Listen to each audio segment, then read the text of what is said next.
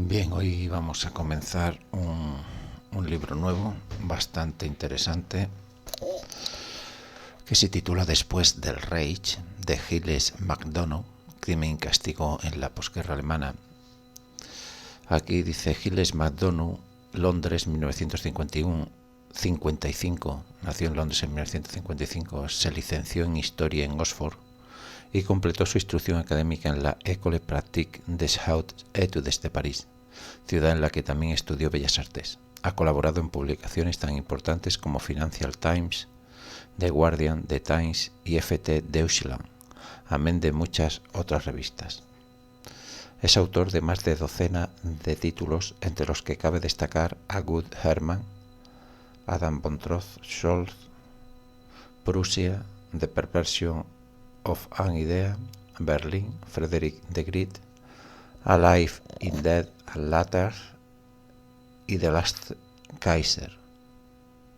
William de Impetus, hombre de formación multidisciplinar, ha impartido numerosas conferencias sobre distintos temas, ya sea sobre su gran especialidad, la Segunda Guerra Mundial, como sobre su otra gran pasión, el mundo del vino, en torno al cual ha escrito varias obras de referencia. Bien, después en la contraportada tenemos, dice, el 7 de mayo del 45, con la caída del Tercer Reich, se ponía fin a la Segunda Guerra Mundial.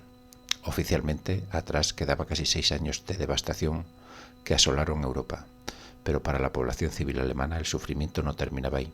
En tanto que culpable, Alemania debía ser castigada. Roosevelt no pudo ser más claro.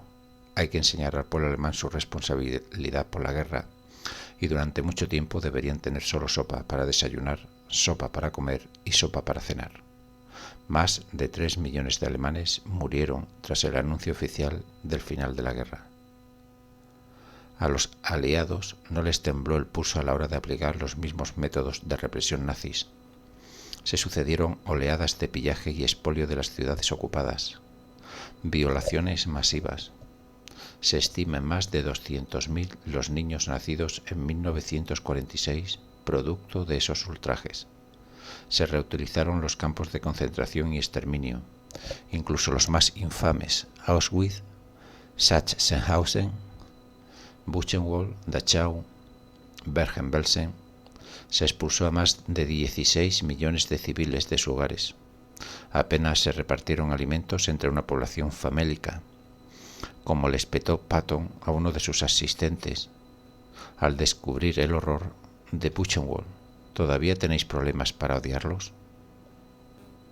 Después del Reich, pone al descubierto las verdades incómodas de las decisiones políticas que ampararon el horror de una posguerra cruel y vengativa, y desvela por vez primera los testimonios de un periodo funesto de la historia de Europa, desde la inmediata posguerra hasta la conferencia de Potsdam y los procesos de Nuremberg, en el que ni los aliados ni los alemanes han querido ahondar, los unos por miedo a desvelar las innumerables infamias cometidas y los otros por temor a ser acusados de victimismo. Bien, el libro está dividido en 4 partes, aparte del prefacio, la introducción y la conclusión. Son más de 900 páginas y bueno, lo iremos leyendo poco a poco. Empezamos con el prefacio. Este libro trata de la experiencia de los alemanes en la derrota. Habla de la ocupación que se le impuso tras las criminales campañas de Adolf Hitler. En cierta medida es un estudio sobre su resignación, sobre su aceptación de cualquier forma de indignidad, al ser consciente de los grandes males perpetrados por el Estado Nacional Socialista. No todos los alemanes estuvieron ni mucho menos implicados en aquellos crímenes, pero al margen de unas pocas excepciones, reconocieron que su sufrimiento era un resultado inevitable de los mismos. No excuso los crímenes cometidos por los nazis y tampoco dudo ni un momento del terrible deseo de venganza que suscitaron. Para transmitir el clima del momento he intentado servirme en la medida de lo posible de relatos personales.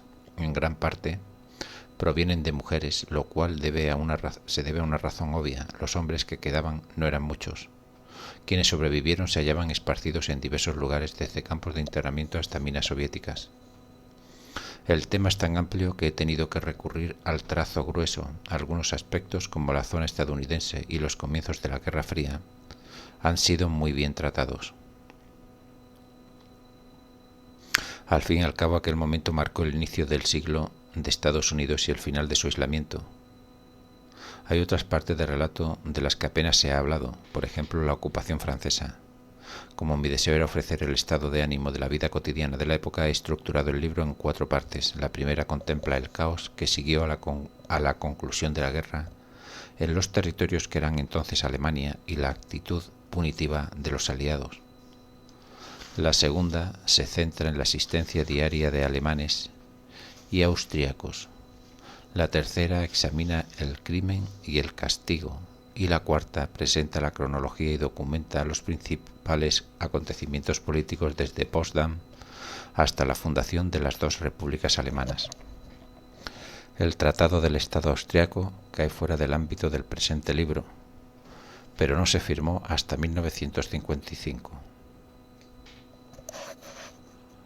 Mis alemanes, lo de alemanes está entre comillas, son las personas de habla alemana establecidas masivamente en Europa Central. He incluido, por tanto, Austria, que hasta su anexión en 1938 se autodenominaba Austria Germana, y luego pasó a formar parte del Gran Reich alemán.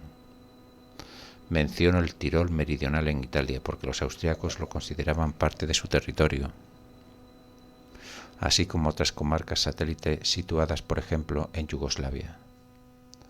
He examinado también las penalidades de los llamados alemanes étnicos, la mayoría de los cuales fueron expulsados de Checoslovaquia, pero también de Hungría y Rumanía. En otras secciones se define Alemania por sus fronteras del 1937 y me he referido a ciudades y pueblos por los nombres con que entonces los conocían. Los alemanes, con que entonces los conocían los alemanes. Siempre que me ha sido posible, he incluido también las denominaciones polacas o checas. Aunque mi primera intención fue estudiar a las personas de habla alemana mientras sufrieron el castigo que les fue impuesto en su existencia terrenal, no tardé en apercibirme de que era imposible comprender lo que estaba ocurriendo sin referirme a lo que sucedía en el Olimpo del cuartel general del mando aliado y de las fuerzas políticas que lo respaldaban. Tuve que desplazarme de arriba abajo y viceversa. Me vi obligado a examinar el efecto de la ocupación sobre los alemanes, pero también hubo de inspeccionar los pisos altos para observar qué hacían los moradores de aquel Olimpo y qué les reservaban. Por lo demás he intentado centrarme siempre en los alemanes, no en los aliados.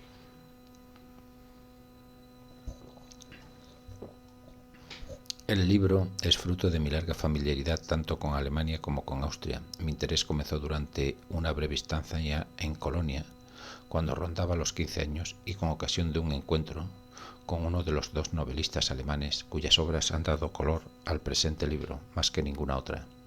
Era huésped de la familia Boll y una tarde vino a tomar el té Heinrich Boll, el futuro premio Nobel. El escritor me inició en el consumo de Underberg, un licor amargo tremendamente potente, y todavía puedo sentir cómo su ola de fuego me subió del estómago a las mejillas.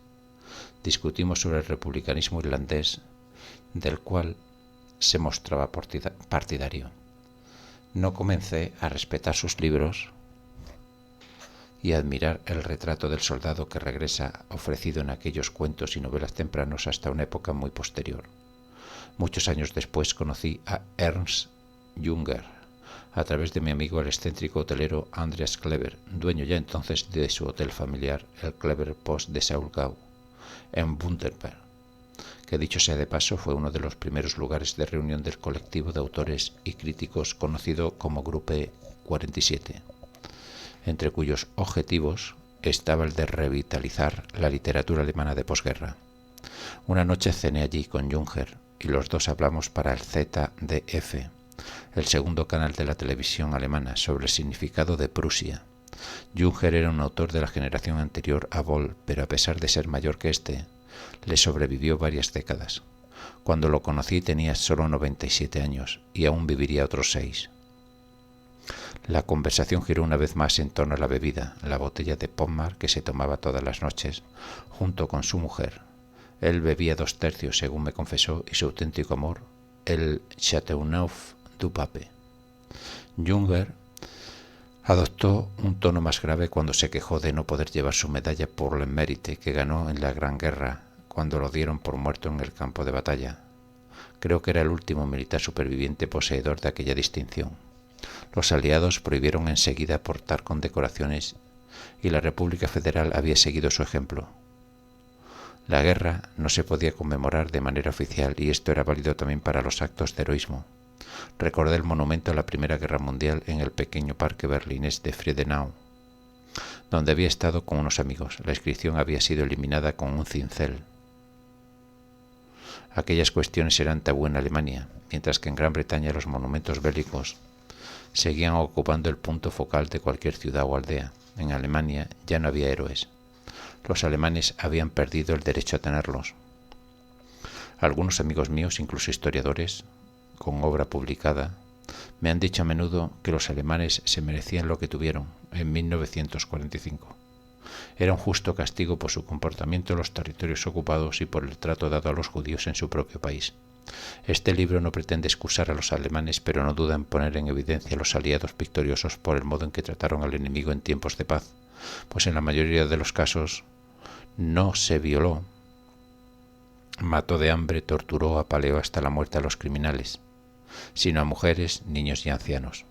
Lo que documento y a veces cuestiono aquí es cómo algunos comandantes militares, incluso ministros de gobiernos, permitieron a mucha gente tomar venganza, y el hecho de que en muchas ocasiones al ejercer su venganza esa gente no mató a los culpables sino a inocentes. Los verdaderos asesinos murieron con demasiada frecuencia en la cama. Si bien es cierto que algunos ancianos y un gran número de mujeres habían votado por Hitler, debemos recordar una vez más que este no logró nunca un porcentaje de voto superior al 37,4% en una elección libre y que en la última descendió al 33,1%. Ello significa que incluso en su momento de máxima popularidad el 62,6% del electorado alemán no se sintió motivado por su programa. En aquel momento Hitler no proponía, por supuesto, masacrar a los judíos europeos, un asunto sobre el que solo se pronunció en público, con oscuras alusiones cuya interpretación ha resultado más fácil a posteriori. Tampoco mencionó su deseo de enfrentarse a la Rusia soviética y esclavizar a los eslavos, ni dio a entender que acabaría hundiendo el hogar alemán y matando a muchos de sus moradores. De haberlo hecho, tal vez hubiese obtenido más votos. Pero mi opinión es que no. Hacer responsables a todos los alemanes de Hitler relativamente dócil de 1933 equivale a aplicar el arma de la culpa colectiva manejada por los aliados. La culpa colectiva responsabiliza a todos. Mujeres, ancianos y niños, incluidos los recién nacidos, eran alemanes y como tales también se les podía masacrar o matar de hambre. De hecho, el propagandista ruso Ilya Ehrenburg exhortó al ejército rojo a no salvar al niño en el vientre de su madre.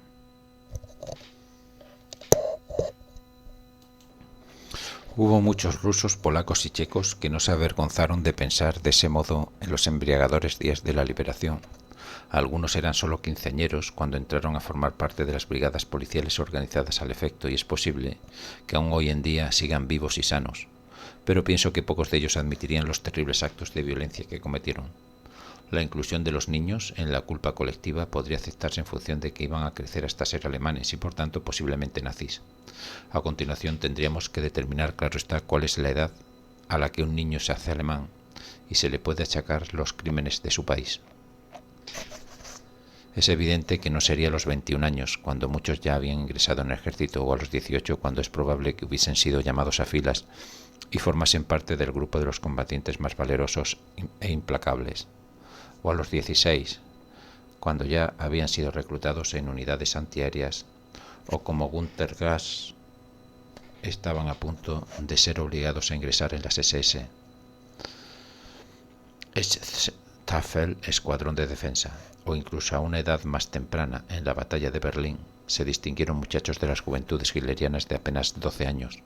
En una sociedad adoctrinada, tal vez habría que imponer una línea divisoria para la culpa a los 7 años, en cuyo caso deberíamos fijar una fecha en que los niños habían alcanzado dicha edad.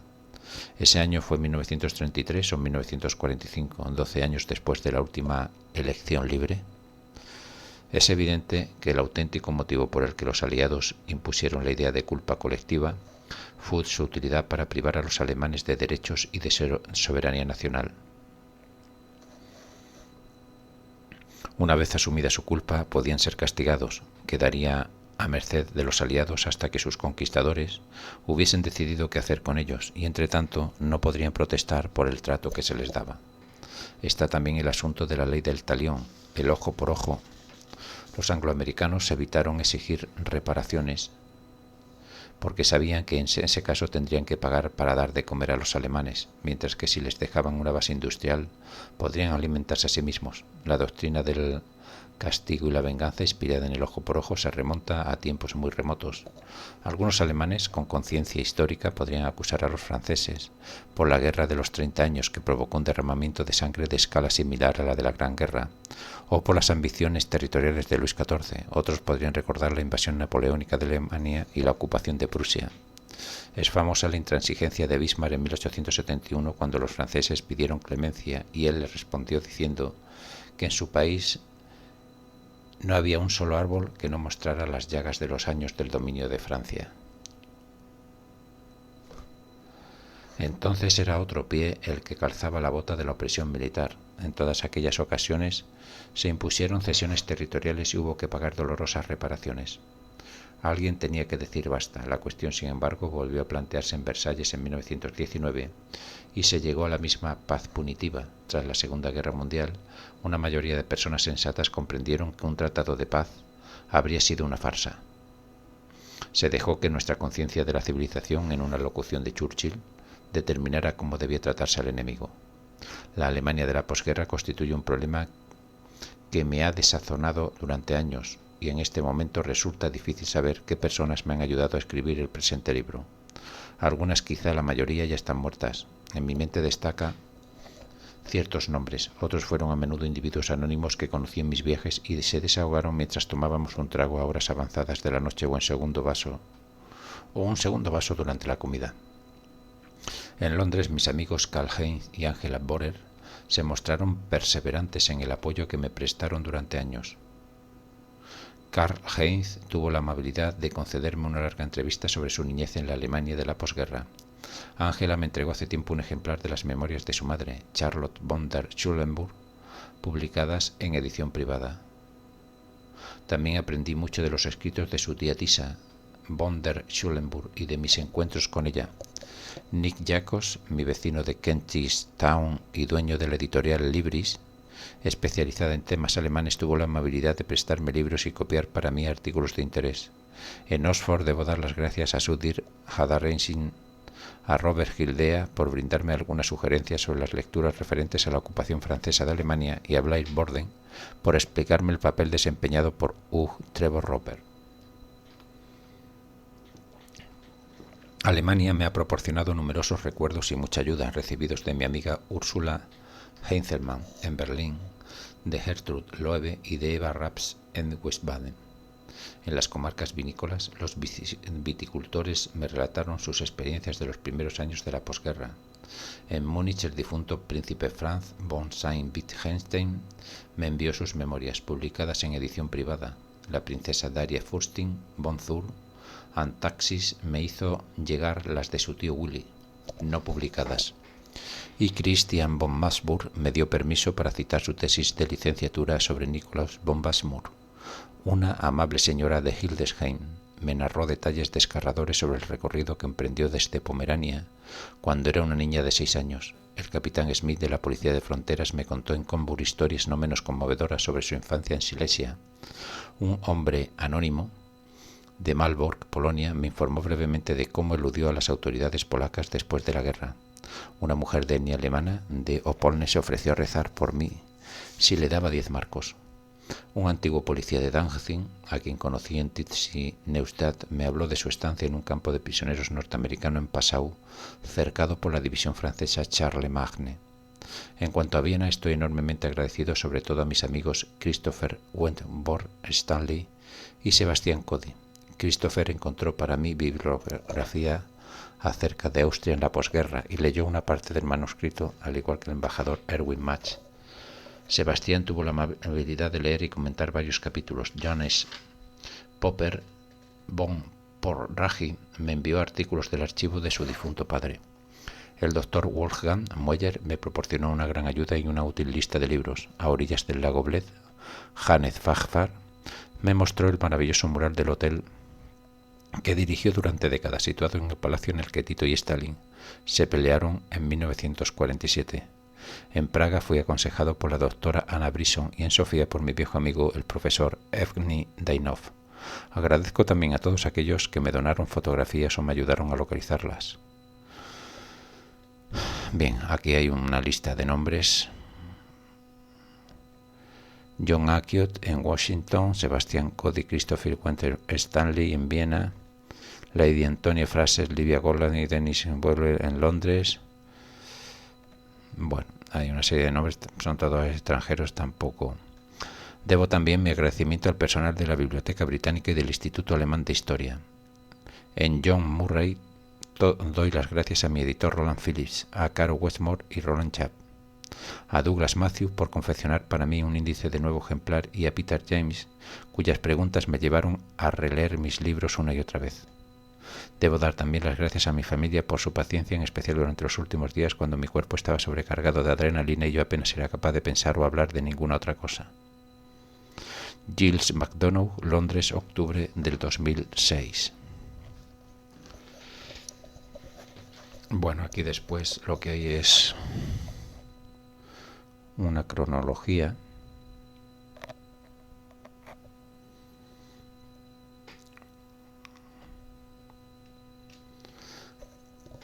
del 45 que pone febrero, 30 de marzo conferencia de Yalta, 8 de abril el Ejército Rojo entra en Viena, 9 de abril caída de Königsberg, 13 de abril capitulación de Viena, 2 de mayo caída de Berlín, 6 de mayo capitulación de Breslau, 7 de mayo rendición de Alemania, 23 de mayo detención del gobierno de Donitz, 5 de junio división de Alemania en zonas, 9 de julio fijación de las zonas de Austria, 9 de julio fijación de la...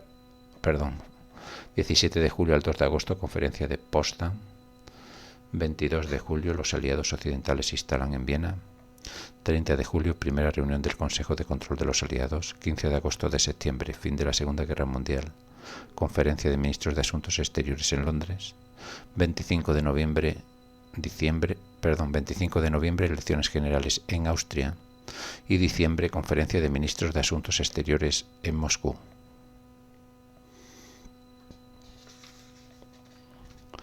En el 46, 5 de marzo, discurso de Churchill sobre el telón de acero. Julio, conferencia de ministros de Asuntos Exteriores en París. Septiembre, conferencia de paz de París. 6 de septiembre, discurso pronunciado por Wiener en Stuttgart. 22 de octubre, elecciones en Berlín. 12 de diciembre, conferencia de ministros de Asuntos Exteriores en Nueva York. En 1947, 16 de enero, conferencia de ministros de Asuntos Exteriores en Londres. El 25 de febrero, la ley 46 del Consejo Control decreta la abolición de Prusia. Marzo, conferencia de ministros de Asuntos Exteriores en Moscú. Junio, Robert Schuman, presidente del gobierno francés. Conferencia de ministros de Asuntos Exteriores en París, conferencia pronunciada por Marshall en Harvard. Noviembre, conferencia de ministros de Asuntos Exteriores en Londres. 6-7 de diciembre se celebra en Berlín el Congreso del Pueblo para la Unidad. 17 de marzo. Ahora estamos en el 48. 17 de marzo, Pacto de Bruselas y Golpe de Praga. 17-18 de marzo, Segundo Congreso del Pueblo para la Unidad de Berlín Este. 20 de marzo, los rusos abandonan el Consejo de Control. 31 de marzo al 2 de abril. Pequeño bloqueo de Berlín. Abril-junio, Conferencia de Ministros de Asuntos Exteriores en Londres. 7 de junio, Acuerdo de Londres. 17 de junio, los rusos abandonan la comandatura. 24 de junio, bloqueo de la autopista a Berlín. 25 de junio, introducción del marco alemán. 1 de julio, Berlín aislada de Occidente. 27 de julio, la Conferencia de Ministros de Asuntos Exteriores de Londres recuerda crear el Estado de Alemania Occidental. 9 de septiembre, demostración ante el Reichstag en Berlín. 11, y en el año 1949, 11 al 12 de mayo, reanudación del tráfico a Berlín.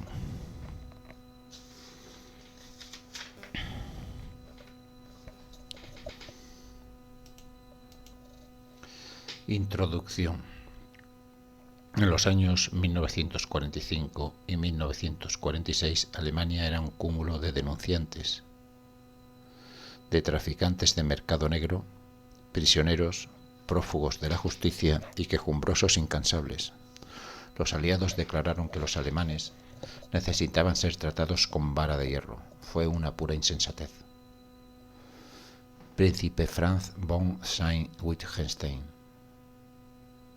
Edición privada, Múnich 2000, página 166. La guerra había sido el conflicto más sangriento conocido hasta entonces, en especial para la población civil.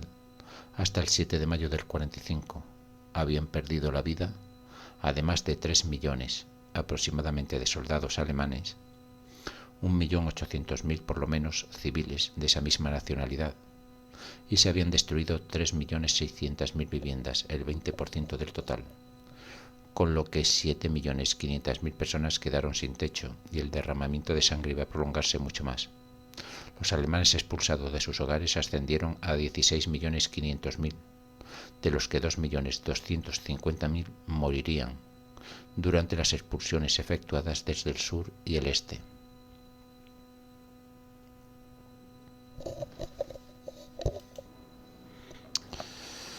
Aquel momento recibió el nombre de Stunde Null, hora cero, aunque realmente no lo fue. Alemania estaba destrozada de arriba abajo, pero los recuerdos seguían siendo nítidos. El país tenía un pasado y había que evaluar y hacer inofensivas a un amplio grupo de personas que habían dado su apoyo al antiguo régimen. Lo cierto es que muchas de ellas habían sido transportadas como Weimar a un nuevo mundo posterior al nazismo. Sencillamente eran demasiadas y la mayoría habían perdido ya su fe en Hitler cuando sus ejércitos fueron derrotados en Stalingrado. En mayo del 45 el nacionalsocialismo estaba prácticamente muerto. Aparte de unos pocos ideólogos desesperados, tan inquietos por salvar la piel como por defender sus convicciones, la inmensa mayoría de los alemanes habían llegado ya a la conclusión de que el nazismo se había basado en una terrible falacia. La derrota era un asunto importante, pero según señaló pocos años después del final del conflicto el dramaturgo Karl Zuckmayer, los alemanes, incluso quienes habían sido miembros de las juventudes hitlerianas y de la Waffen-SS, eran ya conscientes de la bancarrota moral del país. Los alemanes derrotados sorprendieron a sus conquistadores por su docilidad. Casi no les opusieron resistencia. Hacían lo que se les decía. Y no hubo prácticamente indicio alguno de los prometidos Werwolf, los hombres lobo, guerrilleros nazis entrenados para luchar en territorio ocupado. Los alemanes creyeron hasta cierto punto en la propaganda aliada. Rusos, norteamericanos, británicos y franceses habían llegado para liberarlos. Es posible que los aliados liberasen a los alemanes de sus grilletes nacionalsocialistas, pero antes les hicieron muchas otras cosas. El novelista y psiquiatra Alfred Döblin recoge una conversación que mantuvo en la Selva Negra con una joven. Dice: recibimos a los aliados con gran alegría, dijo a Döblin, como libertadores, y durante la primera semana todo nos hacía felices. Los aliados tuvieron mucha suerte con nosotros. Luego comenzaron a requisar habitaciones, hoteles, pisos. No podíamos llevarnos nada. Aquello nos desalentó. Döblin le dijo que la guerra aún no había concluido. La muchacha le preguntó cuándo terminaría, y Döblin le respondió: cuando se hayan demolido las ruinas y se hayan limpiado los escombros, y cuando se hayan construido nuevas casas donde todos puedan tener un hogar y salir de sus cobijos y cabañas. Cuando la economía haya despegado una vez más, cuando la política vuelva a ser estable. Señorita E., usted es joven, vivirá para ver la paz. Más tarde, cuando contemple retrospectivamente este momento, se asombrará de haber sido tan joven como para creer que aquello era la paz. La derrota era lo que algunos alemanes estaban esperando, satisfacía sus esperanzas más ambicionadas. En su primera y oscura novela, Cruz sin amor, escrita en los años inmediatamente posteriores a la derrota alemana, Heinrich Böll indaga en los sentimientos de Christoph Bachen, un antinazi que había luchado en el ejército desde el primer día. El hermano de Christoph había resultado herido de un disparo. Era un nazi que acaba arrepintiéndose y salva la vida a Christoph, cuyo mejor amigo Ha pasado la guerra en un campo de concentración por culpa de su hermano. Cristo disfruta de una breve estancia con su esposa, Cornelia, antes de perderla para siempre tras desertar y huir al oeste. Cristo se entrega a pensamientos de un nihilismo extremo. Y dice, no, dijo en tono cansado, no quiero nada más. Es horrible haber sido soldado en una guerra durante 6 años, deseando siempre la derrota, ver el hundimiento y saber al mismo tiempo que sea cual sea el poder que suceda a este estado y arrebate la vida a su cadáver, será con mucha probabilidad igual de diabólico. El demonio es el dueño absoluto de este mundo y un cambio de poderes constituye tan solo un cambio de rango entre demonios. Eso es lo que creo con certeza. Aquí hay una nota, dice, Ball basó en cierta medida la historia de su libro en su propia familia. Siendo un adolescente tuve el privilegio de conocer a sus 2 hermanos. Uno se había disparado en el pie para evitar combatir en la guerra de Hitler.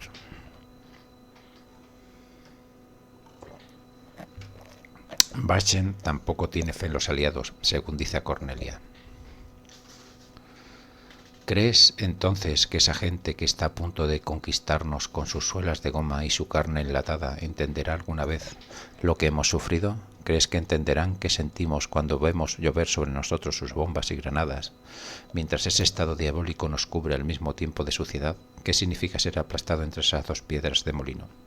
Sencillamente no pueden haber sufrido tanto como nosotros, y desde la muerte de Cristo ha habido en el sufrimiento una jerarquía en la que nos llevaremos la palma sin que el mundo llegue nunca a saber o entender qué sentíamos. Es posible que los aliados decidieran calificarse de libertadores, pero llegaron acompañados por el odio. En el caso de los rusos, franceses, polacos y checos se trataba de algo comprensible. Ser ocupado es ser violado, aunque la ocupación no vaya unida a unas atrocidades continuas. Las atrocidades cometidas por la SS y la Wehrmacht en Polonia y Rusia fueron horrendas y tampoco faltaron en Francia y Checoslovaquia. Apenas sorprende que se produjeran actos de venganza. Cualquier hombre de la SS encontrado en el este se exponía a las torturas y la muerte más tremenda. Son cosas que podemos comprender, pero nunca probar, desde luego. Cuando los soviéticos decidieron introducir su propia ideología, a medida que avanzaban los polacos de Lublin, aquí hay una nota, dice, también llamado Comité Polaco de Liberación Nacional o Comité de Lublin, coordinaba los distintos grupos opositores y de la resistencia en territorio polaco frente al ocupante alemán. Dice, amparados por Moscú y no por Occidente, y los checos llevaron también a cabo revoluciones controladas. A los miembros de las clases medias y altas se les despojó de sus pertenencias de forma implacable. Sus hogares fueron embargados y ellos mismos apresados, torturados y en muchos casos asesinados. En el este prusiano, la vieja nobleza terrateniente de los Junker fue barrida sin piedad. Los franceses expulsaron el odio acumulado con unos pocos actos de espeluznante violencia. En el ejército británico, las muestras de brutalidad flagrante fueron comparativamente excepcionales. Durante unos años Alemania se convirtió en una colonia más y el trato con los alemanes pasó a ser una carga echada sobre los hombros del hombre blanco cristiano. Todo volvía a ser como en la India. Los norteamericanos, sin embargo, lo vieron de manera distinta. Aunque tanto ellos como los británicos utilizaron películas y fotografías de los campos de concentración para animar a sus soldados a comportarse con dureza y castigar a los alemanes, aquella táctica tuvo al parecer más efecto en los soldados estadounidenses, que se tomaron su cometido con mayor seriedad, hasta que los políticos decidieron que había que cortejar al pueblo alemán. Ahora debían ganar una guerra de relaciones públicas contra un pueblo enemigo, la Unión Soviética. A excepción de los campos de la muerte de Polonia, que los alemanes habían clausurado y volado para entonces, los aliados reutilizaron todos los campos de concentración más infames junto con los trabajos. Los rusos, Auschwitz-Birkenau, Sachsenhausen y Buchenwald. Los norteamericanos, Dachau, y los británicos, Bergen-Belsen, por no mencionar el espeluznante Ebense, en la región de Sachsen-Anhalt, donde los americanos retuvieron a 44.000 hombres de las SS.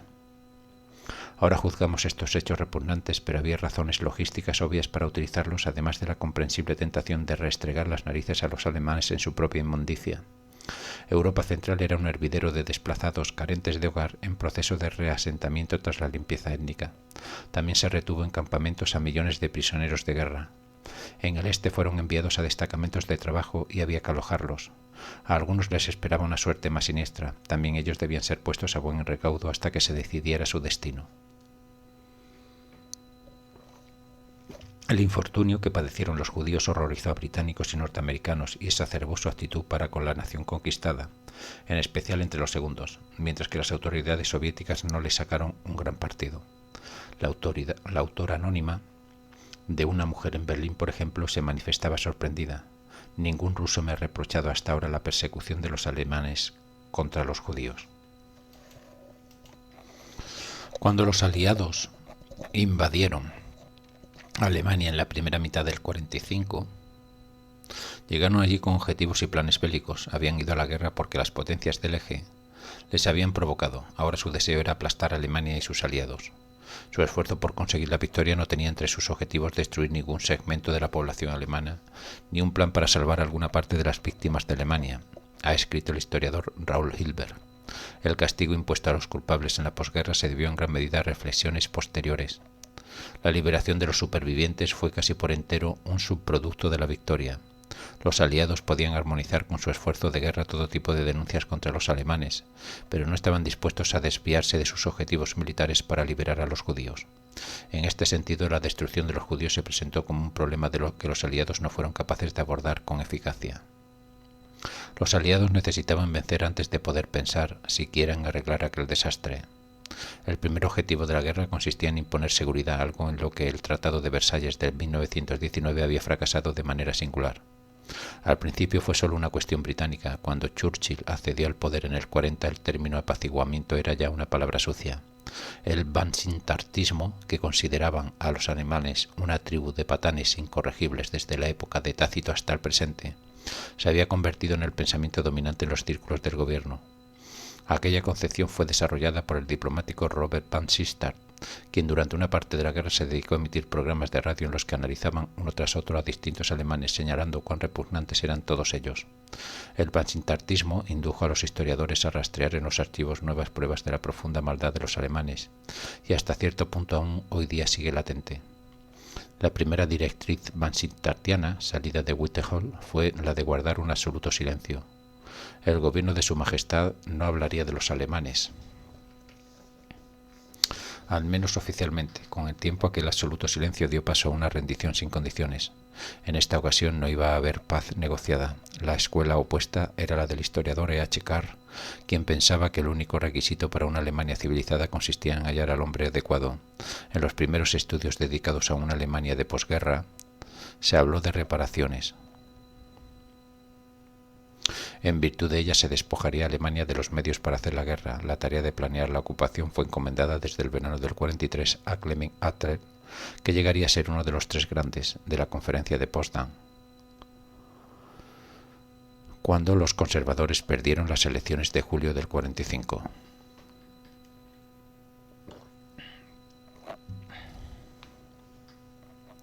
Los aliados occidentales tendían a estar de acuerdo con Lord Vansittart en que la Segunda Guerra Mundial había sido provocada en gran parte por quienes habían perpetrado la primera, es decir, Prusia. Hubo de pasar mucho tiempo hasta que aceptaron la idea de que el nazismo era un movimiento no prusiano. La Carta Atlántica del 14 de abril del 41 tenía cierto regusto a los 14 puntos formulados 23 años antes del Woodrow Wilson. Fue redactada por Churchill y corregida por Roosevelt como expresión de los principios sobre los que debía basarse la paz. El presidente estadounidense añadió los pasajes en que se condenaba la guerra de agresión y exigió el desarme alemán. A la Carta Atlántica le siguió la Declaración de Naciones Unidas, un acuerdo rubricado por 26 gobiernos el 1 de enero del 42 con el fin de respaldar dicha carta. La primera reunión entre Churchill y Roosevelt para analizar los objetivos de guerra se celebró en Terranova en agosto del 41. Churchill era más pragmático que Roosevelt. El dirigente estadounidense se mostró mucho más hostil con los alemanes. Había recibido parte de su educación en Alemania y al regresar a su hogar lo hizo con unas opiniones fuertemente antigermánicas. No mostró ningún deseo de reunirse con un miembro de la resistencia alemana que había ido a verlo al comienzo de la guerra. Ambos dirigentes decidieron que tras el éxito de la campaña no habría anexiones y no se producirían cambios territoriales que no coincidieran con los deseos libremente expresados por los pueblos afectados. Los elevados principios expresados en aquel momento constituyeron el fundamento de la Carta Atlántica, la Pax Americana. Se evitarían futuras guerras impidiendo a Alemania perturbar la paz. Alemania debía ser desmilitarizada, desnazificada y obligada a devolver los territorios que había arrebatado a sus vecinos. Los emigrantes alemanes y austríacos desempeñaron un importante cometido en la formación del pensamiento norteamericano a partir de 1941. Muchos de ellos trabajaban en la sección de investigación y análisis, RIA, en su sigla inglesa, de la inteligencia militar u Oficina de Servicios Estratégicos, Office of Strategic Service, OSS. Entre los más destacados se hallaban los historiadores Ajo Holborn y Felix Gilbert, los politólogos Otto Kirchheimer, John Erth y Franz Leopold Neumann y el filósofo Herbert Marcuse. El más importante fue Franz Neumann, autor de Behrmann, Pensamiento y acción en el nacionalsocialismo. Neumann abogaba por una reconstrucción radical de Alemania para evitar que se repitieran situaciones como la llegada de Hitler al poder. Un pilar fundamental de su doctrina era la creación de una especie de Unión Europea. Una revolución social debía acabar con la Alemania tradicional. Solo se presentó una breve oportunidad de hacerlo y fue cuando los aliados occidentales intentaron ganarse a los judíos. Esta ocasión coincidió con la celebración de los primeros juicios de Nuremberg. Tras la ruptura definitiva entre el este y el oeste, los aliados, en particular los occidentales, se mostraron dispuestos a ocultar bajo la alfombra muchos de sus planes a fin de cortejar al nuevo aliado alemán y librarse de la ingrata tarea de censurar a sus habitantes por su comportamiento anterior.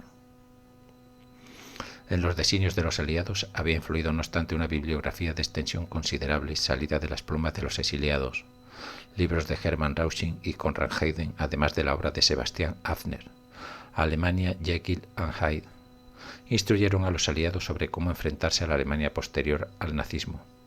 Había que exterminar por completo el bacilo, por tomar prestado un término utilizado por los propios nazis. Haffner deseaba ver a Alemania fragmentada en pequeños estados, según una solución mucho más extrema de lo que acabaría siendo la República Federal con la creación de regiones autónomas. Para los británicos el enemigo seguía siendo Prusia. Churchill, por ejemplo, quería que los alemanes meridionales fueran tratados con más benignidad que los prusianos del norte. La tiranía nazi y el militarismo prusiano debían ser destruidos por completo. En 1943 los aliados sabían ya que iban a vencer. Stalingrado y el ulterior colapso de la ofensiva de Hitler contra Rusia lo habían dejado suficientemente claro. Los aliados podían sentarse ahora a decidir qué iban a hacer con Alemania. El plan militar quedó plasmado en la operación Eclipse. En el invierno de 1943, la Comisión Asesora Europea, European Advisory Commission, EAC en sus siglas inglesas, se reunió para decidir cómo se administraría Alemania. El 18 de febrero del 44 se celebró una nueva reunión y para entonces el pastel se había repartido ya convenientemente. La Rusia soviética recibiría el 40% de la masa territorial de Alemania, el 36% de su población y el 33% de su capacidad productiva. Aquí hay una nota, dice: en esta fase la porción soviética incluía Alemania Oriental en sus fronteras del 1937. Una gran parte de este territorio fue segregada más tarde y concedida a Polonia. Gran Bretaña y Estados Unidos se quedaron con el resto. Berlín iba a ser dividida igualmente en tres partes. Stalingrado generó entre los aliados un nuevo estado de ánimo. Tanto los americanos como los británicos se mostraron entusiasmados con Stalin y con los grandes progresos que estaba realizando. Los estadounidenses se veían repartiéndose el mundo con la Unión Soviética y les inquietaba que los rusos no aprobaran su estrecha relación con los británicos y su imperio, algo ideológicamente inaceptable. A Churchill le preocupaba y le seguía preocupando tras la victoria que los norteamericanos no se quedaran en Europa y lo dejaran a él frente a los rusos al otro lado de la divisoria ideológica. En la conferencia de Casablanca de enero del 43, los aliados decidieron que Alemania debía rendirse sin condiciones.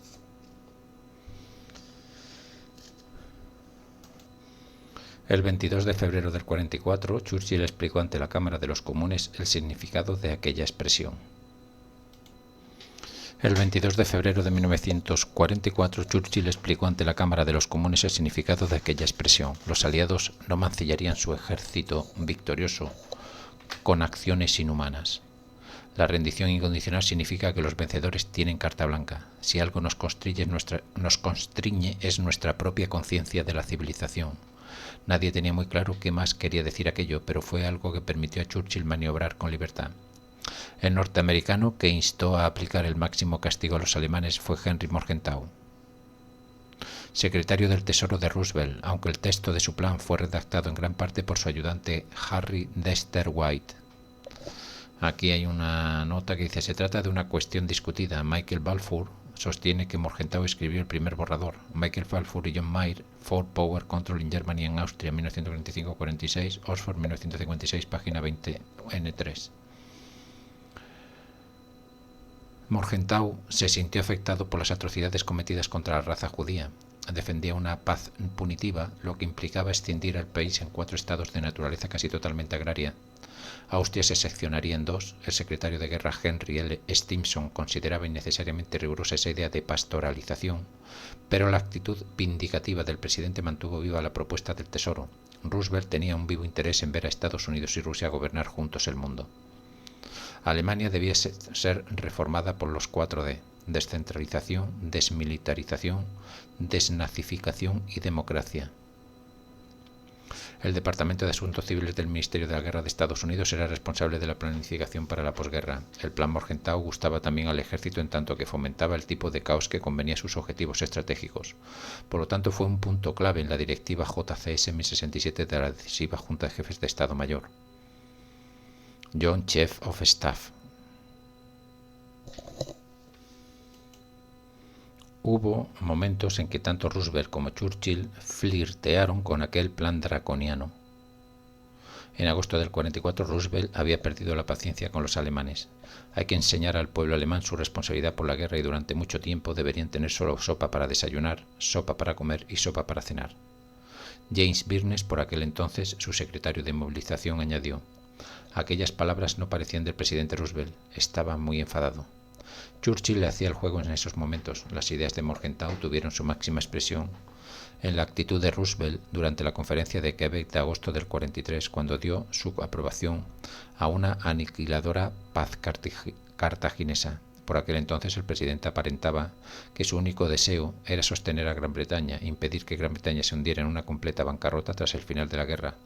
La cuenca del Ruhr daría al Reino Unido los medios para sobrevivir. En Teherán, el 28 de noviembre, el 1 de diciembre del 43, Gran Bretaña cedió a un cambio en las fronteras polacas orientales. Más tarde, Churchill insistió con gran énfasis en que había procurado lo mejor para Polonia, pero el 27 de febrero de 1945 puso sus cartas al descubierto en la Cámara de los Comunes, al ofrecer la ciudadanía británica a cualquier polaco que no deseara regresar a su país. Sabía que no iban a recuperar la libertad y ni siquiera la totalidad de su territorio. Roosevelt se mostró más cauteloso en aceptar la exigencia de Stalin de una ratificación del tratado firmado con Hitler. Se acercaba un periodo de elecciones y había muchísimos norteamericanos de origen polaco que se opondrían a ello. Tampoco le entusiasmaba la idea de que Stalin se anexionara a los estados bálticos. Roosevelt empezó a dar marcha atrás respecto al plan Morgenthau después de la reunión de Quebec. Quien le acompañó en la conferencia de Yalta el 5 al 11 de febrero del 45 no fue Morgenthau, sino el más desapasionado Byrnes. Para entonces la idea de escindir a Alemania en regiones autónomas no gozaba ya de tanta popularidad. Estados Unidos era partidario de un sistema federal. En la conferencia de Teherán se había apostado por 5 fragmentos. Cuando los líderes se reunieron en Moscú quedaron reducidos a 2. A Harry Truman, vicepresidente y sucesor de Roosevelt, no le entusiasmaban ni mucho menos el plan Morgenthau, que él tildó de acto de venganza. Mi meta es una Alemania unificada con un gobierno centralizado en Berlín. Morgenthau se sintió personalmente bastante ofendido. Stalin era también partidario del plan Morgenthau, pero las trampas que ponía en Occidente experimentaron varias modificaciones. En Teherán se mostró favorable a una Alemania dividida. En Yalta quería la unidad, pero manteniendo zonas aliadas de ocupación. En Potsdam abogó por una única entidad económica. Le atemorizaba que la bestia alemana volviera a alzarse y clamara venganza si no se acababa con ella de manera definitiva. Ansiaba también satisfacer a la opinión pública rusa concediéndole un juicio final en el que los alemanes sintieran solo el peso de la furia de sus conquistadores. Occidente temía que su intención última fuera extender el comunismo hasta el Rin o incluso hasta el Atlántico. Pero si iban a exportarlo a Europa central y occidental necesitaría apoyo sobre el terreno. El castigo de los alemanes no podía prolongarse demasiado, pues necesitaba tenerlos de su parte. Stalin temía también a Occidente. Creía que Gran Bretaña y Estados Unidos planeaban una paz por separado con los alemanes y que servirían del ejército alemán para atacarle. No se convenció de que Occidente no firmaría una paz por separado hasta que los norteamericanos libraron la sangrienta campaña de las Ardenas, que concluyó en enero del 45. Francia no se había incorporado aún a la mesa principal y de momento las metas francesas eran sutilmente diferentes. Cuando la EAC se reunió en febrero, Francia seguía ocupada por los alemanes. Los franceses redactaron, no obstante, una lista de objetivos de guerra: rendición alemana, retirada de los territorios ocupados, destrucción de la Wehrmacht, ocupación de Alemania por los aliados, castigo de los criminales de guerra y reparaciones a gran escala, consistentes en particular en carbón y coque. Pocas novedades en comparación con las protestas de Clemenceau en Versalles. La situación cambió ligeramente en el momento de la liberación. Ahora la principal preocupación de Francia era su reconocimiento como gran potencia, y para ello se dio prisa en reclutar un ejército. Charles de Gaulle, su líder en el exilio durante los años de la guerra, deseaba apoderarse de cuanto pudiera mientras las circunstancias fuesen favorables. Las intenciones de los soviéticos han sido objeto de prolongados debates, pues su evidente deseo de imponer el comunismo a todo el continente europeo fue el desencadenante de la Guerra Fría. Desde el final de la guerra se han examinado todas las pruebas documentales existentes. Así lo han hecho, entre otros, el experto en relaciones internacionales Bogdash Masny. Sabemos, por ejemplo, que un equipo integrado por Maisky, Litvinov y Voroshilov redactó los planes oportunos. El viceministro de Asuntos Exteriores, Maisky, fue el responsable para Alemania y las reparaciones de guerra, mientras que Litvinov asumió los tratados de paz y Voroshilov los planteamientos militares. Según Masny, Stalin fue flexible y pragmático y procuró no pedir ni demasiado poco. Aunque no hubo un plan general, sí se plantearon unos objetivos de guerra mínimos. Stalin quería mantener las fronteras occidentales de Rusia, tal como se había fijado el pacto del 39 que él mismo había rubricado con Hitler. Ello significaba quedarse con la parte de Polonia situada al este del río Bug, así como los estados bálticos. Stalin no deseaba la reaparición de los pequeños bloques de poder que habían dominado la política de la zona oriental de Centroeuropa en la década de los 30. La Unión Soviética sería la única gran potencia militar en Europa continental, que incluía Francia e Italia. Una política que provocó fricciones con Tito, que ambicionaba ocupar ese estatus. Stalin deseaba también la implantación de partidos comunistas fuertes en todos los países ocupados por sus ejércitos y ansiaba que dichos partidos desempeñaran funciones importantes y se mostraran activos. Por lo demás, no provocarían revoluciones ni seguirían el modelo soviético. Stalin explicó a Maurice Thorez, el dirigente comunista francés, que iban en busca de amigos. En lo que respecta a Alemania, Stalin se mostraba abierto en todas las cuestiones, excepto en lo referente a Polonia. Quería compensar a los polacos con territorio alemán. También intentaba evitar que volviera a crearse una nueva olla a presión alemana cercando el país con vecinos hostiles. No obstante, no deseaba dar pábulo a unos deseos de venganza duraderos. Quería reparaciones y dijo a Maisky que se llevara de Alemania todo cuanto pudiese, sin matar de hambre a sus habitantes. Era evidente que había que despojar también al país de su capacidad militar, pero a Stalin le resultaba indiferente la forma que adoptara su régimen, una democracia multipartidista o un partido comunista. En sus relaciones con los aliados occidentales, Stalin buscó una realpolitik cooperativa que permitiera la reconstrucción de Alemania. Europa debía dividirse en dos bloques de intereses controlados por la Unión Soviética y Gran Bretaña. Rusia ampliaría su esfera de influencia hasta incluir Suecia y Turquía, mientras que Gran Bretaña sería con toda Europa occidental hasta el Rin, así como Grecia. En el centro quedaría una zona neutral compuesta por Alemania, Austria, Italia, Dinamarca y Noruega. Stalin explicó a sus exiliados alemanes residentes en Moscú que se había opuesto a reordenar Alemania en varios estados pequeños. De todos modos, deseaba explotar Europa Central para su programa armamentista. El líder soviético no deseaba indudablemente la Guerra Fría, aunque su carácter desconfiado y hostil pudo haber contribuido a un empeoramiento de las relaciones. La Unión Soviética se consolidó en Europa Oriental como respuesta al Plan Marshall, el programa norteamericano de ayuda económica lanzado en 1947. La reducción de Alemania a varios estados fue otro proyecto que no llegó a cristalizar tras la Primera Guerra Mundial. Según hemos señalado, Hafner defendió la idea de la escisión de Alemania en unidades manejables. Los franceses ansiaban apoderarse de las regiones occidentales del país. El 12 de agosto del 44, de Gaulle propuso una ocupación indefinida de Renania. expresando con ello unos criterios que habían ocupado un lugar preeminente ante las ambiciones francesas sobre Europa Central desde la Guerra de los 30 años. De Gaulle reiteró su determinación en enero del 46. Nos quedamos con el Rin. No habría una vuelta a un Reich centralizado. Los rusos se mostraban menos entusiasmados con la idea de fragmentar Alemania y no les impresionaron los proyectos de Gaulle para Renania, a pesar de que los franceses accedieron a sus caprichos, defendiendo la cesión de las regiones alemanas al este del Oder a los polacos y los rusos.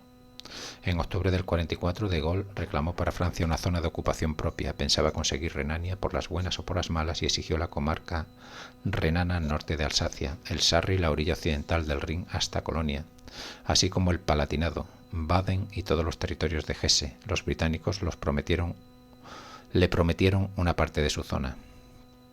De Gaulle rechazó la propuesta de Morgenthau de pastoralizar Alemania.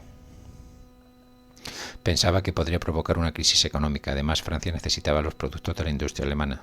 También debía tener en cuenta el deseo francés de venganza. Una encuesta realizada a comienzos del 45 mostró que el 76% de los franceses deseaba la fragmentación de Alemania.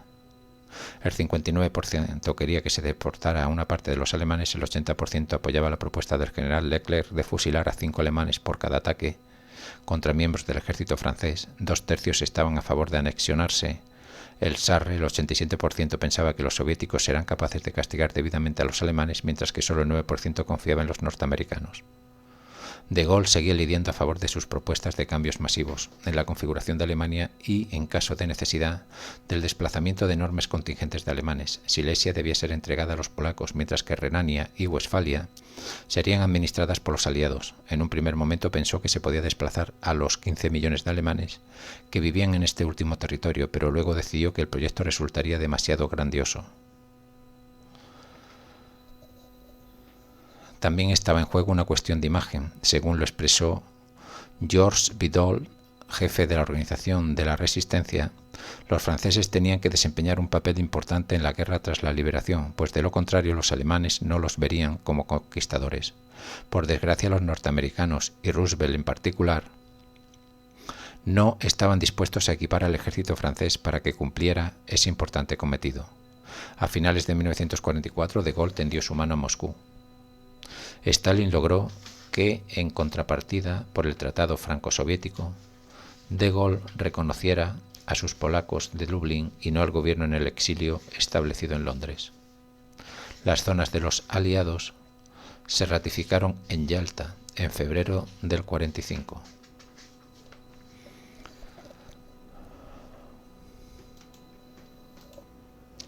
Francia quedó excluida una vez más. Rusia avanzaba a grandes pasos hacia la victoria bélica. Sus tropas se disponían a cruzar el Oder, mientras que los aliados occidentales aún no habían atravesado el Rin. Churchill abogó por que se incluyera a los franceses entre las potencias vencedoras. Stalin accedió a regañadientes, no pensaba que hubiesen hecho todo lo posible, y además en 1940 habían dejado entrar a los alemanes en su país.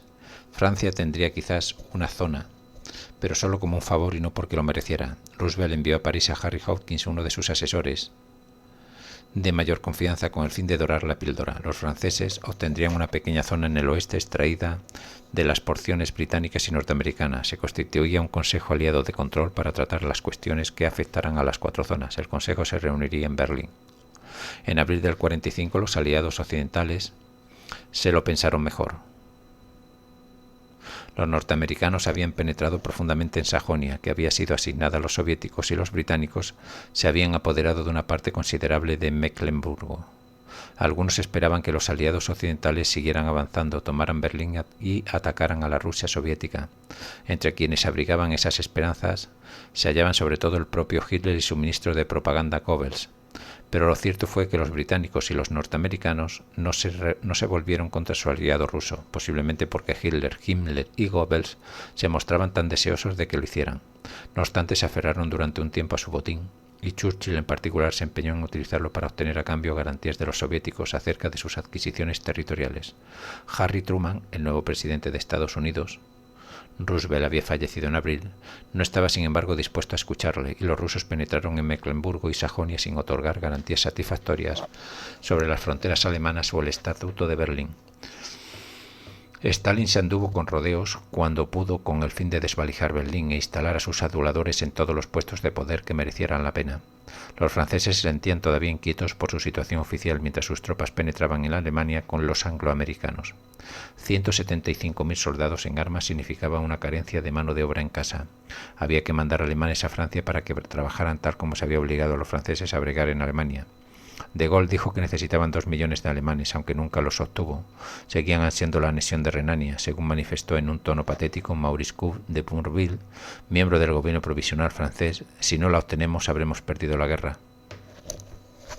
La actitud de Francia provocó fricciones sobre todo con los norteamericanos cuando las tropas francesas ocuparon Stuttgart, destinada a formar parte de la zona estadounidense como capital de Württemberg. Los norteamericanos les ordenaron salir.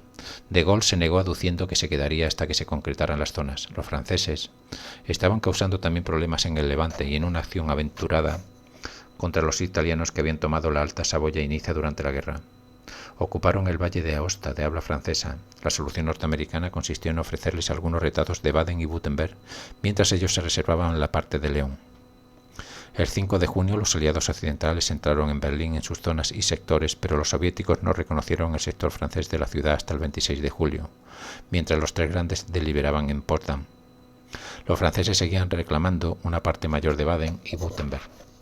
Se les había concedido a lo largo de la frontera occidental de Alemania un territorio de curiosa orografía con dos grandes protuberancias que sobresalían hacia el este. Fue conocido burlonamente con el nombre de Bressuire, el sostén.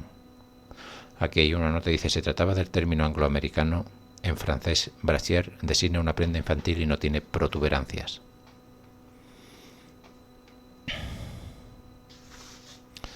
Hubo otras naciones que anhelaban participar en la carrera para conseguir su porción de tarta cuando llegara la paz, principalmente los polacos y los checos. Sus esperanzas se cifraban en el tipo de cesiones y anexiones en forma de toma y daca, una práctica que se había convertido en un modus operandi propio del siglo XX. El proceso había comenzado con los movimientos de población de búlgaros y turcos en 1913. En aquella ocasión, 50.000 personas cambiaron de territorio de forma voluntaria.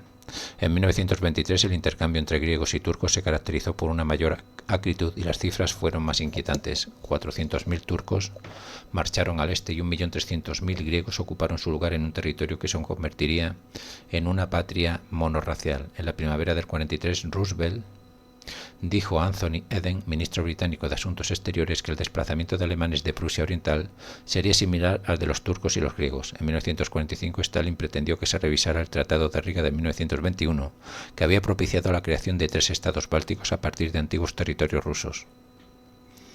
La expulsión de los alemanes de las tierras situadas al este de los ríos Oder y Neisse se redujo a eso, ya que Roosevelt había estado siempre dispuesto a conceder a Stalin lo que deseara. La cooperación ruso-americana iba a convertirse en la piedra angular del nuevo orden mundial. Gran Bretaña siguió sus pasos con la esperanza de conservar su condición de gran potencia. Stalin no estaba dispuesto a renunciar al territorio polaco, situado al este del Bug. Con el cheque en blanco obtenido de los rusos en lo referente a sus fronteras occidentales, los polacos ansiaban resarcirse en la medida de lo posible obteniendo territorio alemán. La idea de avanzar hasta el Oder y aún más allá se remontaba a los pensadores que habían abogado por la recuperación de la Polonia de la legendaria dinastía Piast, que rigió los destinos del país hasta el siglo XIV. Roman Dmowski y Johann Ludwig Pawlowski. La idea fue ganando atractivo a medida que Alemania penetraba de nuevo en Polonia. Prusia se identificaba con Hitler y por tanto debía ser recortada. Berlín se mencionó como el escenario adecuado para exhibir la muerte de Prusia. En Londres, Władysław Pałucki comenzó a reclamar la idea Oder-Neisse ya en 1942. El hecho de que Stalin adoptara también esa idea en Yalta no debió de sorprender a nadie. La frontera oriental de Polonia con la Unión Soviética planteaba un problema más peliagudo. En Yalta, Churchill y Roosevelt disintieron ligeramente acerca de la línea Curzon, propuesta por vez primera en 1920 por el ministro británico de Asuntos Exteriores Lord Curzon. Roosevelt se mantuvo firme en su apoyo a Lvov, una ciudad predominantemente polaca. Churchill, en cambio, estaba dispuesto a entregarla a los rusos. En cuanto a las fronteras occidentales, Stalin expuso su opinión con suficiente claridad. Cuando los angloamericanos expresaron sus dudas sobre el tamaño de la población alemana que debía ser desalojada, se levantó y declaró con voz apasionada: prefiero que la guerra prosiga un poco más, aunque nos cueste sangre y dar a Polonia compensaciones en el oeste a expensas de los alemanes. Seguiré manteniendo el oeste a expensas de los alemanes. Seguiré manteniendo y pediré a todos mis amigos que me apoyen en ello, que estoy a favor de ampliar la frontera occidental polaca hasta el río Neisse. Fue entonces cuando Churchill pronunció la frase sobre la posibilidad de atiborrar la oca polaca hasta hacerla morir de indigestión. Se mencionó la cifra de 6 millones de alemanes como el número de desplazados requerido. En privado, Churchill explicó a Birnes que se acercaría más bien a 9. También habría que reasentar a algunos polacos de Lvov y de los territorios al este del Bug, aunque su población era mixta. Los polacos residían en las ciudades y eran dueños de las fincas más extensas, situación que apenas se daba en Prusia Oriental, Pomerania o Baja Silesia. Eduard Benes, jefe del gobierno checo en el exilio, había tardado cierto tiempo en recuperarse de la humillación de Múnich. Aquí hay una nota, dice: alusión a los acuerdos del 38 rubricados por Reino Unido, Francia, Italia y Alemania para solucionar la crisis de los Sudetes y que perjudicaron los intereses de Checoslovaquia. Llevaba 7 años en el exilio. Su plan consistió desde el primer momento en reducir el tamaño de las minorías en la joven república, los húngaros y los alemanes de Bohemia y Moravia. Los alemanes constituían el 23% de la población de Checoslovaquia. Otra lección que había extraído de la violación infligida a su país era la necesidad de cooperar con los polacos que se habían apoderado de la región de Teschen mientras los checos se hallaban postrados e indefensos, y de asegurarle el patrocinio de la Unión Soviética. Los polacos podían buscar acomodo en Freistadt, mientras que él expulsaría a 2/3 de los húngaros residentes en Eslovaquia. En cuanto a los alemanes, su quinto plan preveía la cesión de algunas regiones fronterizas con población alemana en su inmensa mayoría. Ello le libraría de 1/3 de sus alemanes. Otra tercera parte sería expulsada. Benes mantendría a los judíos, los demócratas y los socialistas. Más tarde se efectuó una adaptación de aquellos planes. Se redujeron los 3 cantones que el dirigente checo estaba dispuesto a ceder a Alemania: Hagendorf, Reichenberg y Karlsbad. El ajuste fronterizo le dejaría todavía 800.000 alemanes. Benes concluyó que algunos huirían, otros serían expulsados y el resto sería objeto de un desplazamiento organizado. Cuando llegó la paz, olvidó por completo la idea de perder territorio y en realidad reclamó tierras de Alemania. Pero los aliados no atendieron a sus demandas. Benes se había aferrado durante gran parte de la guerra a la idea de reducir el número de sus súbditos alemanes. Tenía el apoyo de los británicos. El 6 de julio del 42 el gabinete de guerra dictaminó que los acuerdos de Múnich no eran válidos y accedió en principio a la idea de un desplazamiento de las poblaciones alemanas de Europa Central y Suroriental a las poblaciones alemanas de Europa Central y suroriental al solar patrio alemán en aquellos casos en que considerase necesario y deseable. 10 meses después, Roosevelt acabó aceptando esta opinión, a pesar de que los planificadores militares norteamericanos pensaban que se podía realizar de forma más humanitaria, transfiriendo 6 pequeños territorios a Alemania. El 12 de diciembre del 43, Stalin accedió también al desplazamiento después de que los ministros checos Jan Masaryk y Joe Hoover hablaran con Bogomolov, el embajador soviético ante los regímenes en el exilio. Ahora viene Austria. Los ejércitos de Hitler entraron en Austria el 12 de marzo del 38. Los alemanes no tardaron en hacer el país insoportable para ciertos grupos de personas. Los judíos fueron un objetivo obvio y los nazis implantaron un régimen mucho más radical que el existente en Alemania, al menos hasta noviembre de aquel año, cuando Berlín aumentó la temperatura con la Noche de los cristales rotos, durante la cual bandas de alborotadores destrozaron propiedades judías en toda Alemania. Adolf Eichmann fue puesto al frente de las actividades antisemitas en Austria y desempeñó su cargo con toda la diligencia que Himmler esperaba de él. Pero su objetivo no se limitó a los judíos. 2 transportes ferroviarios llevaron también a Dachau a personalidades destacadas, los prominenten, miembros de la élite gobernante que había prohibido el NSDAP, el partido nazi, o enviado a sus miembros al campo de concentración austríaco de Wolfsdorf, en la Baja Austria. Los dirigentes austríacos habían ejecutado a unos pocos nazis por su participación en el asesinato del canciller Dollfuss 4 años antes. Había llegado la hora de la venganza nazi. La suerte de la élite austríaca se narra en parte en el libro de Bruno Heilig Men Crucified, Hombres Crucificados. Ministros, funcionarios civiles y magistrados, la mayoría de ellos de edad avanzada, fueron aplastados físicamente y golpeados hasta la muerte. Algunos acabaron en Buchenwald, otros en Mauthausen. Quienes sobrevivieron regresaron como mártires. Nadie les envidió aquel título. A pesar del trato dado a sus dirigentes políticos, es posible que muchos austríacos de la derecha y de la izquierda se mostraran dispuestos a apoyar a Hitler. El 10% quizá de la población adulta del país ingresó en el NSDAP, pero una cierta torpeza por parte teutona les impidió ganarse a tantos adeptos como hubiesen querido. El plan cuatrienal de Göring se apropió de la industria austríaca y un número creciente de alemanes apareció pavoneándose en el territorio recién adquirido mientras trataban de los austríacos con un desprecio que estos aún no han olvidado. Y todavía fue peor su propensión a enviarlos a los frentes de guerra más violentos.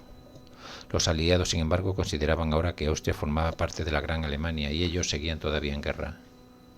Los exiliados intentaron guiar sus pasos y alegaron que el caso austriaco era distinto. A muchos dirigentes aliados les resultó difícil aceptar este hecho, pero por razones políticas acabaron pensando en Austria como en una víctima. Aunque nadie había considerado seriamente la posibilidad de otorgarle un gobierno en el exilio, los aliados debían pensar que el país tenía una comunidad de exiliados deseosos de reunirse y debatir el futuro de su patria, y si sus deliberaciones causaban problemas a la administración alemana, ello supondría una ventaja adicional. Había 5 posibles soluciones para una Austria de posguerra. La primera consistía en una simple vuelta al Estado independiente que había sido entre 1918 y 1938. La segunda proponía mantener su unión con Alemania. Una tercera implicaba la creación de algún tipo de confederación danubiana, basada de manera laxa en los aspectos más aceptables del Imperio Austrohúngaro, y la cuarta era la preferida por el Plan Morgenthau, una separación de las provincias austríacas en función de la cual el Vorarlberg pasaría quizás a formar parte de Suiza. El Tirol y Salzburgo se unirían a Baviera. Aquí hay una nota: dice: Baviera se consideró una vez más la parte más inocua de Alemania. El monstruo era siempre Prusia. Dice que podría desgajarse entonces de Alemania, y las zonas orientales se unirían a una federación de territorios danubianos. Una quinta posibilidad consistía sencillamente en unir Austria y Baviera y constituir un Estado católico alemán meridional. Es probable que los aliados pensaran que un poco de confusión podía resultar beneficiosa. No era rentable dejar que los austriacos sintieran que había logrado salir indemnes del atolladero. Tendrían que esforzarse en demostrar sus afectos antes de obtener el premio de una independencia renovada. Esta ambivalencia se plasmó en la Declaración de Moscú del 30 de octubre del 43. Austria, que fue la primera víctima de la agresión nazi, debe ser liberada del dominio alemán. El Anschluss, la anexión llevada a cabo el 15 de marzo del 38, fue declarado nulo y sin efecto. A Austria, no obstante, se le recuerda que carga con una responsabilidad ineludible por haber participado en la guerra en el bando de la Alemania de Hitler, y que en última instancia se tendrá inevitablemente en cuenta la función que desempeñe en su propia liberación. Más que exonerar a los austriacos del papel que habían representado en el movimiento y en la guerra, se les exhortaba a rebelarse contra los alemanes. Otto de Habsburgo, el pretendiente al trono austrohúngaro, achacó a los rusos el tono reticente de la declaración, pero es probable que Eduard Benes hubiera tenido también algo que ver. La declaración rechazó asimismo la idea de una federación danubiana y echó por tierra las esperanzas de una restauración de los Habsburgo. Esto fue obra de Stalin. El propio Otto había marchado a América en 1940 y dejado a su hermano Roberto en Londres para hacer allí campaña en favor de la causa. El nombre de Otto figuraba en una lista negra de los nazis. Primero fue a Nueva York y luego a Quebec. Como es natural, esperaba que los aliados contemplaran favorablemente una restauración de los Habsburgo, pero las posibilidades de esta decisión eran escasas. Otto descubrió que algunas personalidades mostraban una actitud notablemente poco comprensiva hacia Austria. Uno de ellos era Eden, el ministro de Asuntos Exteriores de Churchill, quien al parecer había definido el país con la expresión de 5 Habsburgos y un centenar de judíos. Otto quería provocar un cambio en la opinión de Roosevelt. Recordemos que en Quebec el presidente se sintió entusiasmado con el plan Morgenthau. Otto afirma que consiguió convencer tanto a Churchill como a Roosevelt. El 25 de octubre de 1944 los soviéticos pidieron que se acelerase la solución para Austria. Deseaban estipular las condiciones de su futura zona. En este momento los franceses no estaban especialmente interesados en Austria, ni se les había incluido en el reparto de los despojos. No comenzaron a exigir reparaciones junto con los rusos hasta una fecha posterior, cuando localizaron en Austria una parte de su propia industria. En cuanto al territorio, los soviéticos optaron por la región de Burgenland y por la mitad oriental de Estiria, junto con Graz, sede de las principales industrias, muchas de ellas trasladadas desde Alemania hasta una distancia segura, lejos de los bombarderos angloamericanos. Los británicos se tendrían que contentar con la mitad occidental y Carintia. Los norteamericanos obtendrían el resto. La tarta Sacher vienesa se recortaría en 3 pedazos, pero Rusia se quedaría con el distrito 1 del centro urbano, el 3 y las zonas del norte lindantes con el Danubio. Ya por entonces tenían la intención de controlar el tráfico fluvial. Los demás trozos de la tarta serían para los angloamericanos. Entretanto, algunos grupos de exiliados austriacos se reunieron para debatir el futuro. En Gran Bretaña su número ascendía a 30.000 judíos, en un 90%.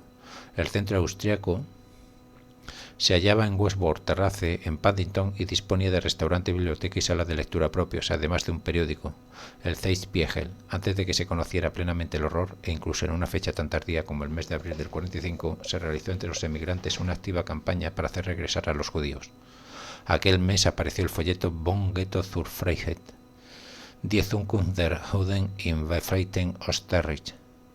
Es decir, entre comillas dice, o sea, entre paréntesis dice, del gueto a la libertad, el futuro de los judíos en la Austria liberada.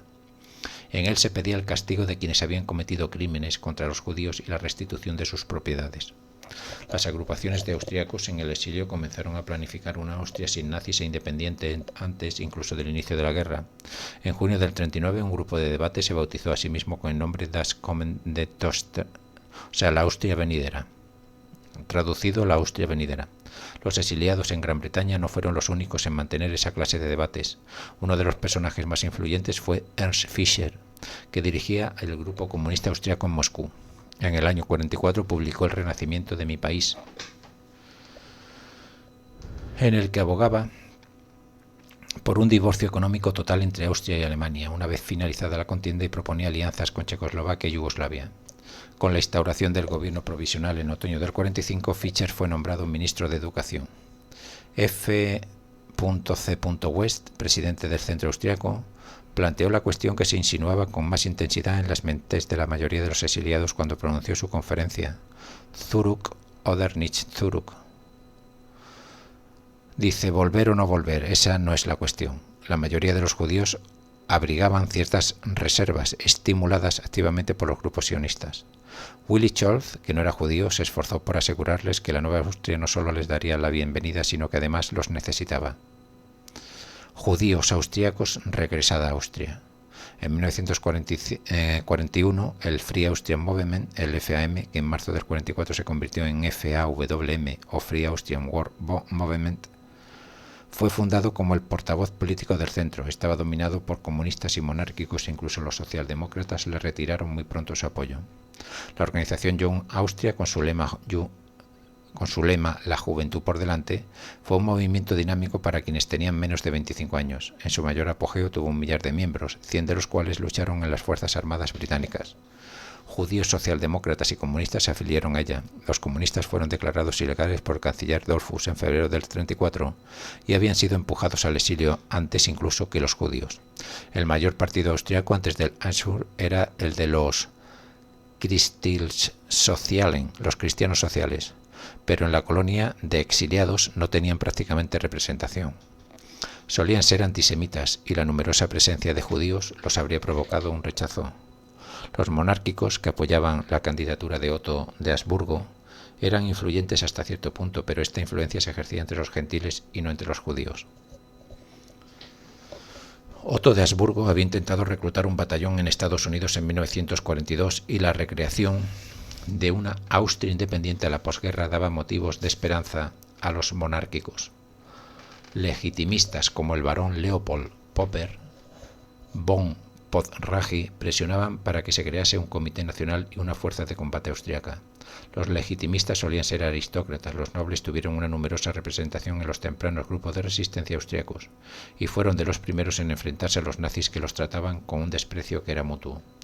El Foreign Office británico adoptó una tibia postura respecto a la creación de una fuerza de combate austríaca.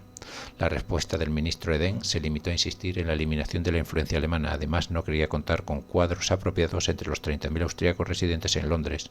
Un año después, el Foreign Office pudo aludir a las malas experiencias vividas en Estados Unidos como razón para no reclutar un batallón de esas características. Un documento fechado el 15 de marzo del 43 muestra el grado de división existente entre los austríacos londinenses. Los dirigentes de la socialdemocracia austríaca, Viktor Adler y Otto Bauer, se vieron obligados a huir de París a Nueva York. Al principio, el pacto Molotov-Ribbentrop había supuesto un obstáculo previsible para su funcionamiento, pero la situación cambió tras la invasión de la Unión Soviética por Hitler y la constitución de la Alianza Ruso-Británica, con lo que ser de izquierdas pasó a ser de nuevo una postura respetable. Los socialdemócratas habían adoptado tradicionalmente la tesis de que Austria era incapaz de mantener una existencia plenamente independiente y había empañado su imagen al apoyar la unión con Alemania. Al principio, la Jungs Austria abogaba por la liberación de Alemania. Sin una Alemania libre y democrática no habrá una Austria independiente. Alentaban un levantamiento mundial masivo para derrocar a los nazis recurriendo a la violencia. Lo más importante era conseguir que las autoridades británicas les reconocieran su derecho a luchar, su derecho a poseer, como los polacos y los checos, sus propias unidades de combate. Los comunistas eran poderosos entre los bastidores en casi todas las organizaciones británicas. Su plan consistía en que la Rusia soviética fuese el fundamento de un sistema de seguridad que impidiera futuras guerras y protegiera de la agresión alemana en los estados más pequeños del sudeste europeo. Hacia el final de la guerra aparecieron un cúmulo de publicaciones que describían la forma política de la Nueva Austria, aunque se evitaba mencionar la palabra república, para no asustar a los monárquicos expuestos a la persecución nazi desde 1942. No deseaban el enfrentamiento hasta que Hitler hubiese sido derrotado. El periodista comunista Alfred Clark fue un importante teórico de una nueva Austria divorciada de Alemania. Clark abogaba por reescribir la historia austríaca reciente para hacer hincapié en la unidad y la resistencia contra Hitler. Para limitar el número de los traidores a un simple puñado de colaboradores de alto rango fue necesario caminar con pies de plomo al tratar sobre el Staatsstaat, o Estado corporativo, que en 1934 sustituyó en Austria el gobierno democrático. Alemania no podía presentarse como víctima, y ya que no disponía de esa carta, una de las tácticas utilizadas consistió en describir a Austria como una entidad culturalmente distinta de Alemania, lo que significaba centrarse en los escritores antialemanes como Fritz Parzer. La música era también un factor de suma relevancia. Austria podía afirmar su mayor estatus internacional, que músicos procedentes de todo el mundo habían vivido en Viena, que el Beethoven de la Novena Sinfonía y la versión musicada de la Oda de la Alegría eran una plasmación vienesa. El Wagner nacionalista y antisemita se presentó como un fenómeno puramente alemán. El 19 de febrero del 42, Churchill prometió liberar a Austria del yugo prusiano. En realidad se había pasado de la raya y el Foreign Office desautorizó su discurso, pero tuvo un efecto estimulante sobre los círculos del exilio. Finalmente, la independencia de Austria se convirtió en un objetivo de guerra. Así lo reconocieron el secretario para las colonias, Lord Cranborne, ante la Cámara de los Lores en mayo del 42 y Eden en la de los comunes en el mes de septiembre. Los exiliados austriacos, más ansiosos que nunca por echar las culpas de los Piefkes, los Preußen o los Nazi-Preußen. Aquí hay una nota, dice, sobre nombres despectivos hacia los alemanes. Piefke proviene del músico militar prusiano Johann Gottlieb Piefke, autor de una pieza para conmemorar la derrota de los austriacos por el ejército prusiano en 1866 y que dio origen al Imperio alemán. Dice, bebieron a tragos aquel razonamiento. Alegaban que los austriacos que ostentaban posiciones de poder eran unos oportunistas desnaturalizados. Los auténticos austriacos no tenían nada que ver con el régimen. Cualquier pequeño acto de resistencia o no cooperación era considerado un triunfo. Cuando regresaron a Austria tras la guerra tuvieron que admitir que habían vivido en las nubes. Los exiliados no lograron convencer a los funcionarios del Foreign Office. En noviembre del 42, Roger Mackin habló como la voz de su amo y arrojó dudas sobre la importancia de un grupo compuesto principalmente por judíos y realistas, mientras que otros apuntaban a la influencia comunista y se mostraban escépticos sobre si los austríacos aceptarían las decisiones de dicho grupo. La presencia de tantos judíos en el comité no podía dejar de dañar su credibilidad. Por otra parte, se obtuvieron algunos progresos por mediación de ciertas personas como Sir Geoffrey Mander, que se habían constituido en defensores suyos en Gran Bretaña y en el Parlamento se alzaron voces favorables a la creación de unidades de combate austríacas en los ejércitos de los aliados. A partir de junio del 44, los exiliados austriacos se vieron reflejados en el ejemplo de los franceses, a quienes se otorgó rápidamente el derecho a organizar su país en la retaguardia y eludir la amenaza de la ocupación y de un gobierno militar. Los exiliados se engañaban a sí mismos al establecer esa comparación, pero ello no les impidió soñar. Las probabilidades de convencer a los judíos no politizados que constituían el grueso de los exiliados de que Austria era inocente como un cordero eran aún exiguas, pues muchos de ellos habían sido testigos del salvajismo de la población gentil austríaca en 1938. Tampoco se dejaron persuadir por los intentos de relativizar las atrocidades perpetradas contra los judíos, incluyéndolas en un cúmulo de otras más como medio para centrar la atención en la monstruosidad general de los alemanes. También dudaban del escenario dibujado por el centro austriaco que representaba a los judíos como austriacos leales. Su ideal habría sido un levantamiento popular contra los nazis. En el momento en que todo estaba a punto de concluir, tuvieron éxito y se desató un motín a pequeña escala cuando los rusos se asomaban por la frontera. Hitler envió al austriaco Ernst Kaltenbrunner, jefe del SD, del Servicio de Seguridad de la SS, para aplastarlo, y 3 oficiales fueron ahorcados públicamente en Floridsdorf. La Rusia soviética se aferró a la idea de una Austria independiente dentro de sus fronteras del 1938, pero la potencia de Europa Central iba a ser Checoslovaquia. Austria tenía que ser neutralizada y negarle a sí mismo cualquier forma de confederación con sus vecinos, pues los rusos temían un resurgimiento de un imperio católico o austrohúngaro. Tampoco iba a haber uniones larvadas del tipo de la OTAN o la Unión Europea. A cambio, Austria no sería transferida al campo comunista. Se trazó también el mapa de las zonas. Los soviéticos deseaban la industria, en particular la armamentística, ubicada en el este. El este contaba también con los nudos ferroviarios planeados, pero sus proyectados satélites de Hungría, Checoslovaquia y Yugoslavia. Los aliados fueron cómplices del mito de Austria como víctima, pero esa complicidad estuvo dictada en gran parte por su propia conveniencia. Para los judíos, la liberación fue el momento de la verdad. Los marxistas no habían conseguido abordar la cuestión del genocidio, pues tales cuestiones no tenían nada que ver con la lucha de clases. Cuando se enfrentaron a los hechos, se quedaron sin habla. El Anschluss y la guerra fortalecieron, no obstante, el sentimiento austriaco de independencia, que en la década de 1930 se hallaba en el mejor de los casos a medio camino de su formación. Ahora todos los austríacos aceptaban la idea de un Estado independiente y rechazaban la noción de una gran Alemania. Esta actitud sigue tiñendo aún hoy las mentes austríacas, hasta el punto de que el flirteo con Alemania, iniciado con los antisemitas pangermanistas como Schönerer y Lueger, y que alcanzó su culminación en el periodo de entreguerras, ha caído prácticamente en el olvido. Cuando el Ejército Rojo se presentó a las puertas de Viena, ese flirteo fue relegado a lo más recóndito de la memoria colectiva austríaca.